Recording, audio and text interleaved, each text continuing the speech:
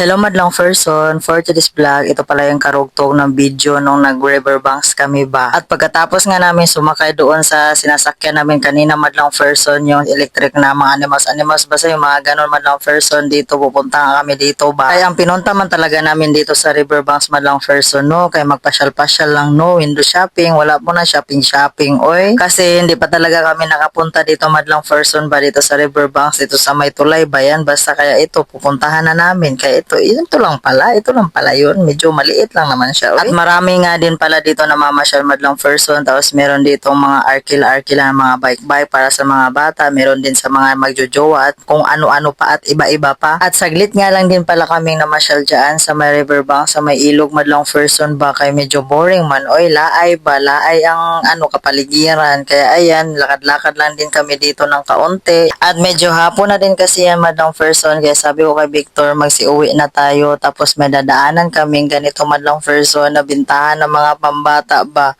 Aroy-aroy nabudol na naman kami ni Victor madlang person sa dalawang ito. Itong si Jinjin, dinampot niya agad yung slime, tapos itong si Kuya naman walang kahilig-hilig sa mga aso madlang person. Kaya ayan, wala na naman kaming no choice dito, no.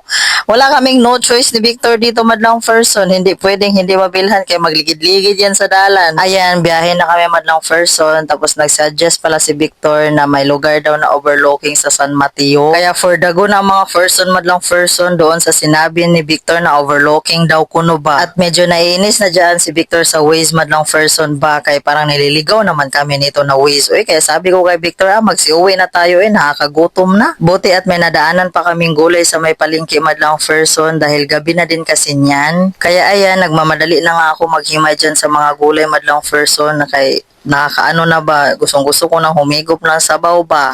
At dahil dito sa tuyo na to madlang person, kaya gustong-gusto ko talaga humigop ng sabaw na may gulay na dahon-dahon, kaya pasalubong man ito ng aming kapitbahay na si Leticia ba. Kaya nung habang pauwi pa lang kayo madlang person, habang nasa sasakyan kami, sabi ko bilis-bilisan natin kaya baka hindi natin maabutan ang gulay sa palengke. Kaya ayan, buti na lang talaga may naabutan kami ba. Partida madlang person, hindi pa talaga ako nagpalit ng damit dyan kasi nga excited na nga ako makahigop ng sabaw. Uy, kay gutom na din. Ang sarap ng humigop ng sabaw ang tiyan ko ba. Habang nagluluto nga ako dyan madlang person, si Victor andoon naman sa sasakyan kaya naglilinis siya sa sasakyan kaya makalat ang mga bata kanina ba. At sa wakas nga madlang person, naluto na rin ang gusto ko na lauoy na ganito tapos meron toyo. So, ito lang ang aking handa sa birthday ko madlang person. Sobrang happy ko na madlang person, makakahigop na ako ng sabaw.